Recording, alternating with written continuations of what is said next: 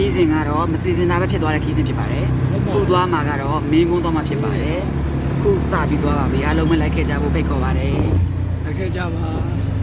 မန္တလေးကောင်းဝင်စိတ်ကိုသွားနေနော်ကောင်းဝင်စိတ်ကနေပြီးတော့ကောင်းဝင်စိတ်သွားပြီးတော့မင်းကုန်းကူမှာဖြစ်ပါတယ်ပြောလိုက်ပါဦးဒီဆိုရင်မင်းကုန်းသွားဖို့အတွက်ကောင်းဝင်စိတ်ကိုသွားနေတာဖြစ်ပါတယ်အားလုံးလိုက်ခဲ့ကြပါဦးနော်အားလုံးလိုက်ခဲ့ကြပါနော်ဒီပတ်ဝန်းကျင်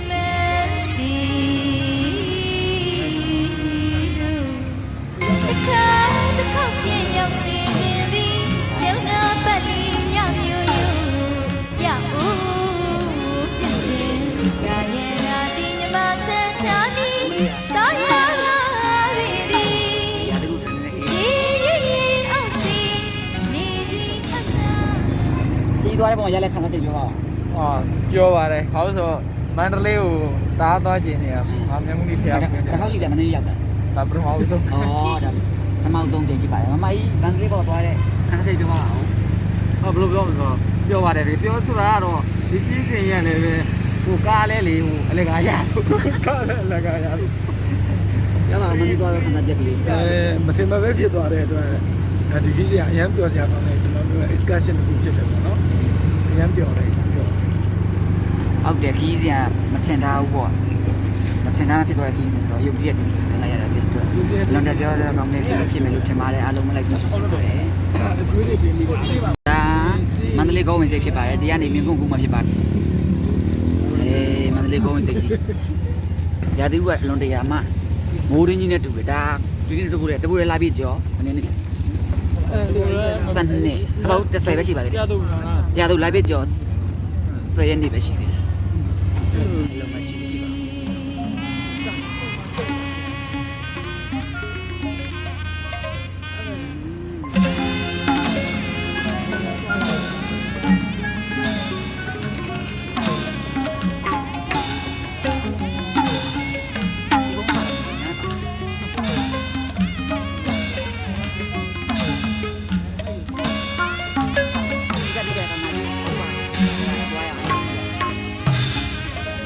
ပါဒီဝင်းပါတော်မူတဲ့စိတ်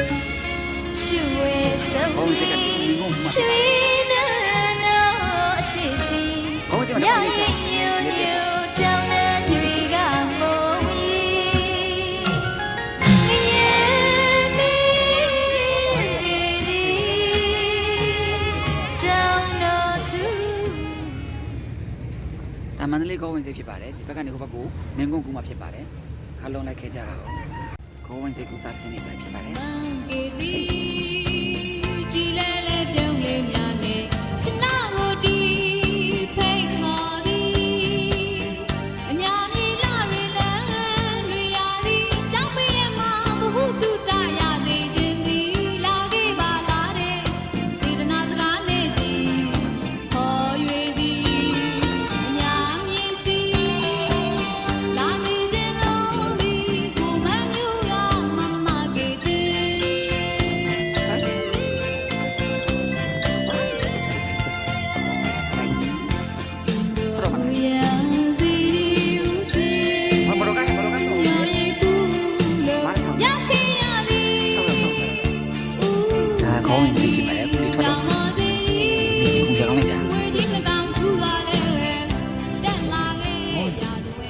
ကောင်းမစီကိုရောက်ခဲ့တဲ့ခါကျတော့အခု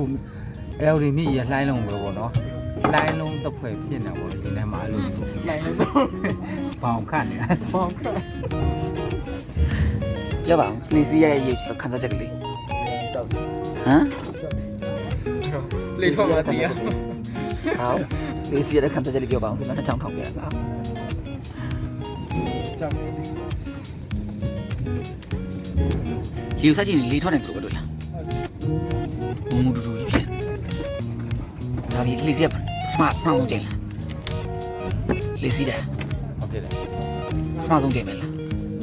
ဟောဒါတော့ကြိမ်မဟုတ်ပါဘူးဒီကြိမ်မြောက်ပေါ့နော်အရင်ကတော့လာတော့စီးဘူးပါတယ်အဲ့လိုမင်းကုန်းတော့ဘူးလားမင်းကုန်းတော့မဟုတ်ဘူးညာဘက်ကိုနင်းဘက်တစ်ခါတော့လာဒီလိုလေးမျိုးစီးဘူးပါတယ်ဒါပေါ့ဒုတိယကြိမ်ဘောင်းတော့ဖြစ်ပါအောင်ကောင်းပါလေဒီစပ်လာမသိဟမ်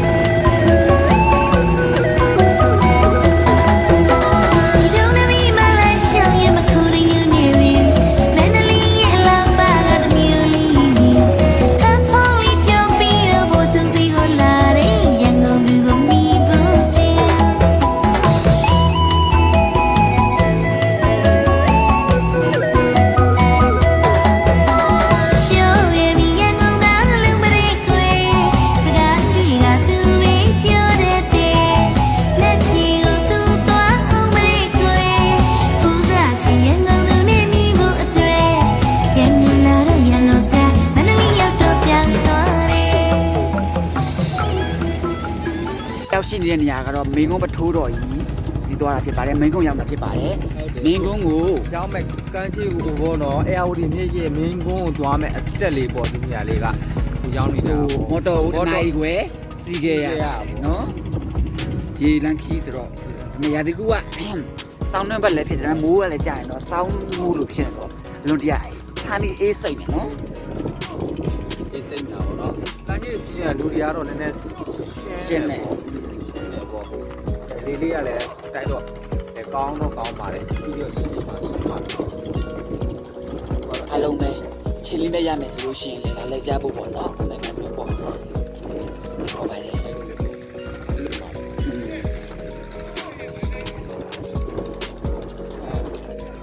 ဟိုချင်နေစား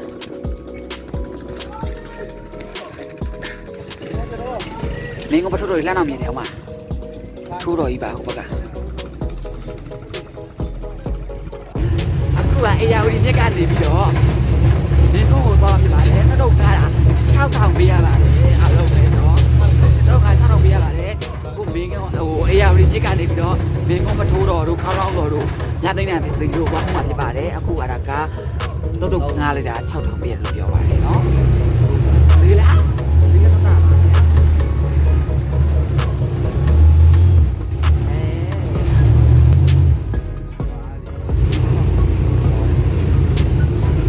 မင်းကမျိုးရဲ့အခြေအနေပါတော့ဝင်ချင်တယ် မင်းတို့ဘက်ကိုသွားတာလေတော့လေတလီနန်းတော်ကျွရွာလေးဒီနေပုံကလှမသည်မင်းကိုပေါင်းတော့ညီနဲ့မြသိမ့်နေသည်တာယာဝေးစီတရားရိပ်ကြောင့်ဤချမ်းသာရသည် ခံစားတဲ့ခါပြောကြဟုတ် ခါသားချက်လေးရတယ်ဘယ်လိုပြောမလဲအဲအော်ဒီခါလည်းထွက်လာဆိုတော့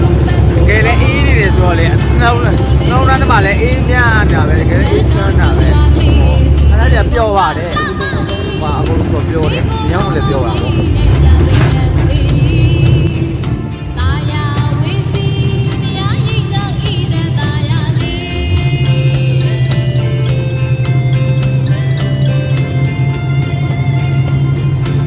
ရွေဦးမီအောင်းငယ်ကလေလာသည်မန္တလာစကန်စီကျွန်တော်ရောက်ခဲ့ရွေရသည်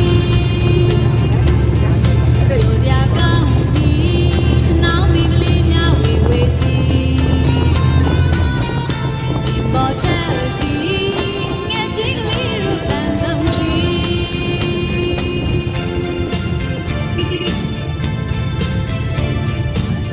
ဘာလဲထမင်းဆိုင်ရောက်ပြီလားအခုတော့ထမင်းဆိုင်ရောက်ပါပြီထမင်းစားမှဖြစ်ပါအဆုံးစားရောက်အဆုံးစားမှဖြစ်ပါတယ်ဒီချမ်းလေးဟမ်တော့ကြောင်းတယ်အေးဒီကောင်ချမ်းနေလို့ရှိတယ်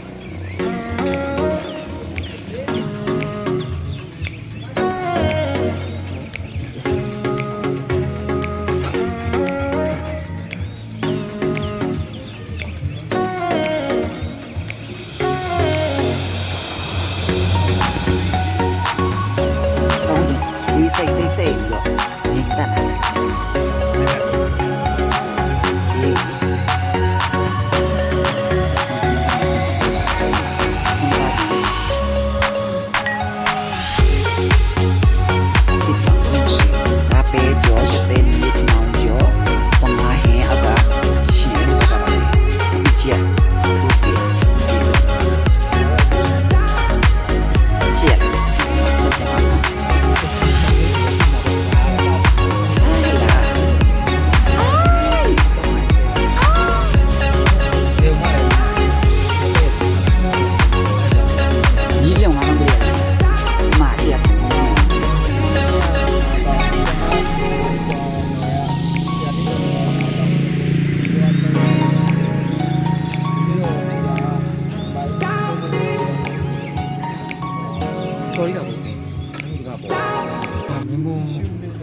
ထိုးတော့ညာနော်ဟိုဟာတက်တာချောင်းကြီးစားတော့ဆိုင်ကြီးရောက်ပါ3ရောက် ခါပြင်1500 ခါပြင်1500ပါ လက်ပွဲ300โอเค သုံးမိကြ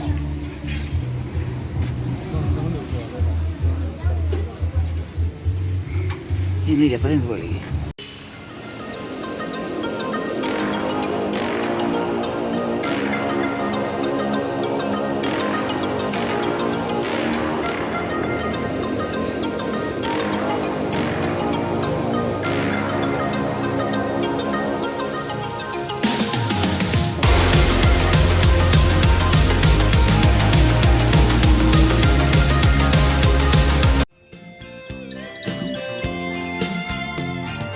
မင်းတို့ဘက်ကိုသွားကဘယ်တော့လဲတလီနန်းတော်ကျွရွာကလေးရဲ့ဒီနေပုံကလှမသည်မင်းကိုခေါင်းလောင်းကြီးနဲ့မြသိမ့်နေသည်တာယာဝေးစီတရားရိပ်ကြောင့်ဤချမ်းသာရသည် ပထူတော့တက်ပဲဖျက်တမ်းပြပါမယ်ပထူတော့တယ် မင်းတို့ဘက်ကိုသွားကလဲတော့လဲတလီနန်းတော်ကျွရွာကလေးရဲ့ဒီနေပုံကလှမသည်မင်းကိုခေါင်းလောင်းကြီးနဲ့မြသိမ့်နေသည်တာယာဝေးစီတရားရိပ်ကြောင့်ဤချမ်းသာရသည်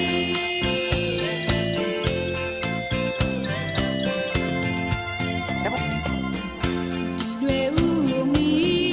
အောင်အောင်ငယ်ကလေလာသည်မန္တလာစကန်စီကျွန်တော်ရောက်ခဲ့ ခုမြင်တွေ့နေရတာကတော့သင်္ခါရသဘောတရားကိုမလွန်ဆန်နိုင်တဲ့ပထူတော်ကြီးရဲ့အပြိုကျပျက်စီးနေတဲ့စိတ်ပိုင်းတွေဖြစ်ပါတယ်ဒီပထူတော်ကြီးကိုဘုရားဘုရားကတိဆောက်ခဲ့ပြီးတက္ကရာထောင်990မှာစတင်တိဆောက်ခဲ့ပါတယ်ပထူတော်ကြီးနဲ့အတူပထူတော်ကြီးရှင်သေးကြီးခေါင်းလောင်းကြီးနဲ့ရေကန်ကြီးတို့ကိုလည်းတိဆောက်ခဲ့တာဖြစ်အချိန်ကမြန်မာတွေရဲ့လက်မှုပညာတွေကိုလေ့လာနိုင်တယ်လို့ပရိသေရေကကြီးမင်းတို့ရဲ့လက်ထက်ဘရင်ဖြစ်စေချင်တာကိုလုပ်ပေးရတဲ့မူမတ်တီပြည်သူပြည်သားတွေရဲ့ခက်ခဲမှုတွေကိုလည်းလေ့လာနိုင်ပါတယ်။ဒါကြောင့်မြန်မာလူမျိုးဖြစ်တဲ့ဦးဇင်းတို့လည်းဒီလိုနေရာမျိုးတွေကိုတွားရောက်ပြီးတော့လေ့လာသင်တယ်။နိုင်ငံရသွားပြီးတော့ကိုယ်နိုင်ငံဝင်ငွေပြင်ထွက်မဲ့အစားကိုယ်နိုင်ငံတွင်းမှာရှိဒီလိုနေရာတွေတွားရောက်ပြီးတော့လေ့လာသင်တယ်။သင်ယူသင်တယ်။အလဲပတ်လို့လည်းတွားတယ်။ပြောစရာလေးလည်းဖြစ်တယ်။နောက်ဘုဒ္ဓတက်တွေလည်းရနိုင်တဲ့နေရာတွေကိုသွားရောက်တင်တယ်လို့ဦးဇင်းနေနဲ့တော့မြင်ပါတယ်အားလုံးမှသွားကြဖို့ဦးဇင်းနေနဲ့တိုက်တွန်းပါတယ်ခုလက်ရှိမြင်နေရတာကတော့ပထိုးတော်ကြီးရဲ့ပတ်ဝန်းကျင်အနေအထားဖြစ်ပါတယ်ပထိုးတော်ကြီးကအလွန်တရာကြီးမားတာကိုလည်းသိရှိရမှာဖြစ်ပါတယ်ခုမြင်တွေ့နေတဲ့နေရာတွေကတော့မင်းကုန်းပထိုးတော်ကြီးရဲ့အပတ်လည်အနေအထားဖြစ်ပါတယ်မင်းကုန်းပထိုးတော်ကြီးကဆိုရင်ချင်းကာကငရင်တန်ကြီးခံရပြီးတော့အခုလိုပြိုကျပျက်စီးနေတာကိုတွေ့ရှိရမှာဖြစ်ပါတယ်။သင်္ခါရတရားကိုမြည်သူမှမလွန်ဆန်နိုင်တယ်လို့ပထိုးတော်ကြီးလည်းမလွန်ဆိုင်နိုင်ပါဘူး။အကယ်၍မြတ်ဒီမိကွန်းပထိုးတော်ကြီးကပြီးစီးခဲ့မယ်ဆိုရင်မြမပေါ်မှာတင်မကကဘာမှအကြီးဆုံးပထိုးတော်ကြီးတစ်ခုဖြစ်ထင်ရှားလာမှာဖြစ်ပါတယ်။ဒီမိကွန်းပထိုးတော်ကြီးရဆိုရင်ဘိုးတော်ဖျက်လက်ထက်မှာတိဆောက်ခဲ့တဲ့ပထိုးတော်ကြီးဖြစ်ပါတယ်။တက္ကရာ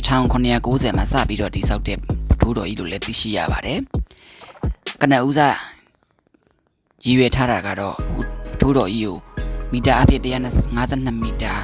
ပေအဖြစ်499ပေ900နီးပါးထိတိဆောက်ကြမယ်လို့ခန့်မှန်းထားပါတော့လေတကယ်တိဆောက်တဲ့အချိန်မှာတပေါင်းလေးစနည်းတွေအရပထိုးတော်ကြီးကပြီးမတတ်နိုင်ပဲနဲ့မီတာ60ပေ198ပေလောက်ပဲပြီးတတ်နိုင်တာဖြစ်ပါတယ်နောက်ပြီးတော့ဒီပထိုးတော်ကြီးဟာဘာကြောင့်ဒီလိုမျိုးချိန်ကာလနဲ့ငယ်တွင်မှာပြိုကျပျက်စီးပြီးတော့ဖြစ်သွားတာလဲဆိုတာကိုပညာရှင်တွေရဲ့လေ့လာမှုအရာပေါ့လေအမှားတွေအများကြီးရှိတယ်လို့လည်းဒါသိရပါတယ်ပထိုးတော်ကြီးတိဆောက်မပြီးခင်မှာရှေးဥစွာမလူမျိုးတွေရဲ့ထုံနှံစင်လာရဘုရားသိမ်ကျောင်းရေကန်ကိုစောက်ကြခြင်းထုံးစံရှိပါတယ်ဘုရားပြီးမှကျောင်းရေကန်စောက်ကြခြင်းထုံးစံရှိပါတယ်ဒါပေမဲ့ဘုရားဘုရားကဖះမပြီးခင်အရင်ဦးဆုံးရေကန်ကိုစောက်လို့ရေရရာကင်းကန်းကြေပြီးတော့ဖះကြီးမပြီးဘူးလို့လည်းဆိုကြပါတယ်။နောက်တစ်ခါဖះဝန်တကမြေမှာဒီပထိုးတော်ကြီးစောက်နေတဲ့အချိန်မှာစင်ဖြူရူတော်နဲ့မိဖုရားရှင်လုံးမယ်တို့နိုင်ရဆန်ကနုံကုံသွားတယ်။အဲဒီကနုံကုံသွားတဲ့ရုပ်လောင်းတွေကိုမြို့ရဲပြန်မသွင်းတော့ပဲနဲ့အမရဗုဒ္ဓမြို့ရဲပြန်မသွင်းတော့ပဲနဲ့ဒီပထိုးတော်ကြီးရဲ့ဖះဝန်တကမြေပါပဲမြင်မြုပ်ခဲ့လို့ဒီထိုးတော်ကြီးမပြီးဘူးလို့လည်းဆိုကြပါတယ်။ နောက်ဖျားမပြီးခင်မဟာယန်တိုင်းကြီးကိုလည်းပြီးအောင်စောက်လိုက်တာလည်းတစ်ခုရှိပါတယ်နောက်အင်ဂျင်နီယာတွေရဲ့ပြောကြားချက်အရဒီထိုးတော်ယူ foundation ကောင်းကောင်းမချထားလို့အခုလိုပြိုကျပျက်စီးသွားတာလို့လည်းဆိုပါတယ်ပကံဖျားတွေလိုလှိုင်ပတ်လန်းမရှိဘူးအဟမရှိဘူးနဲ့ဒုပြေဖျားကြီးတိဆောက်ထားလို့လေးချိန်မခံနိုင်ဝိတ်မခံနိုင်မင်းနဲ့ပြိုကျပျက်စီးတယ်လို့လည်းဆိုကြပါတယ်ကျဲတဝတ်တွေကိုလည်းFacebook တို့ Google တို့ကနေခောက်ပြီးတော့ share ပြီး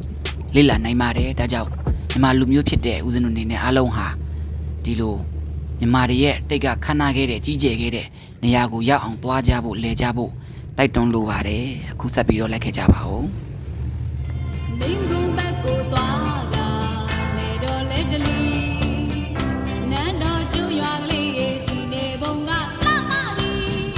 မင်းကိုခေါင်းလောင်းကြီးနဲ့မြသိဉ္ဉံသေးတာယာဝေစီတရားရည်ကြောင့်ဤတဲ့တာယာလေး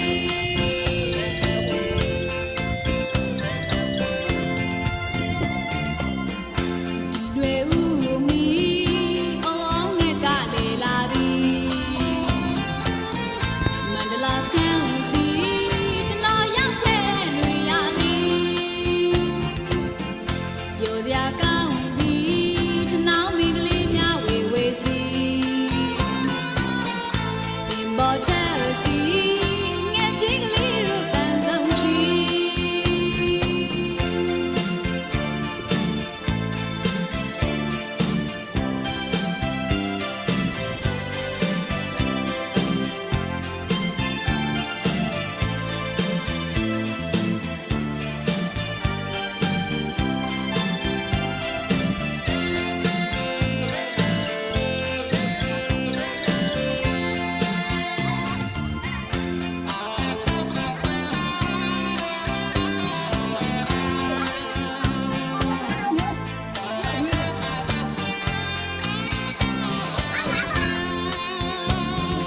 မင်းကုန်းဘက်ကိုသွားက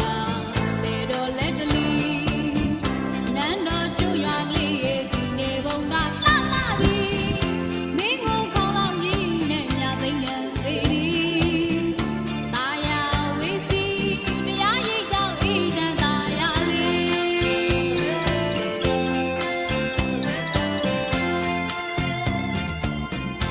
ဒီတွေဦးမီအော်ငဲ့ကလေလာသည်မန္တလာစကန်စီကျွန်တော်ရောက်ခဲ့တွေရသည်ပြောစရာကောင်းသည်ထနောင်းမိကလေးများဝေဝေစီပင်ပေါ်ချက်စီငဲ့ကြီးကလေးတို့တန်ဆုံးချီ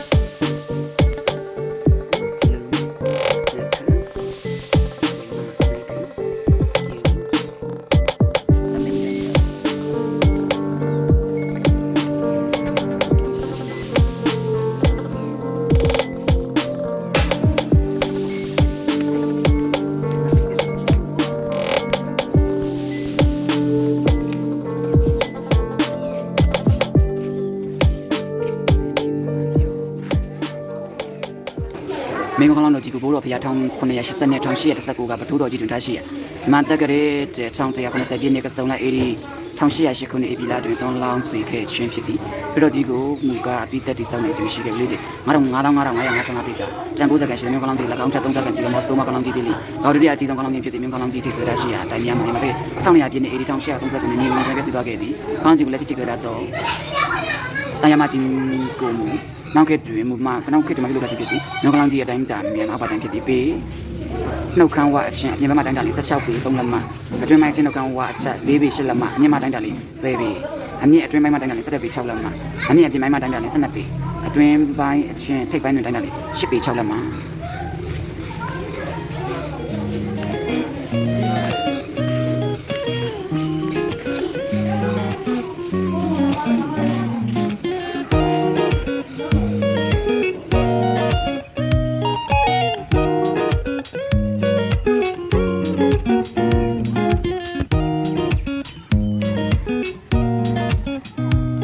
မျက်လုံး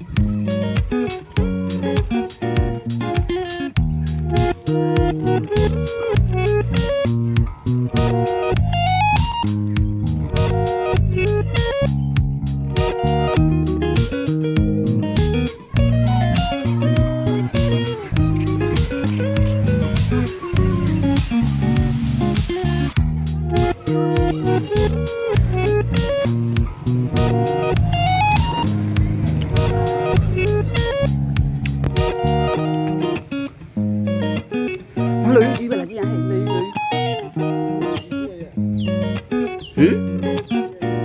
ဘယ်လဲဟာလားမကြအေးရဘလောက်တပင်းဘလောက်ကြီးတော့မသိဘူးကြည့်ပါ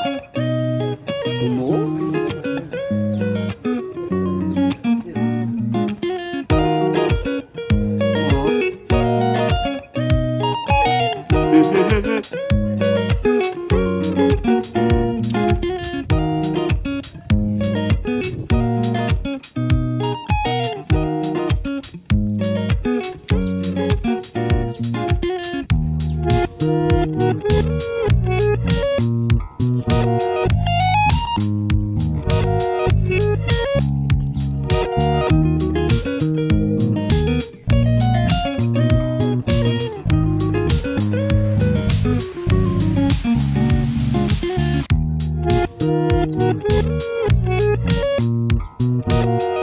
Isa ko ibang una.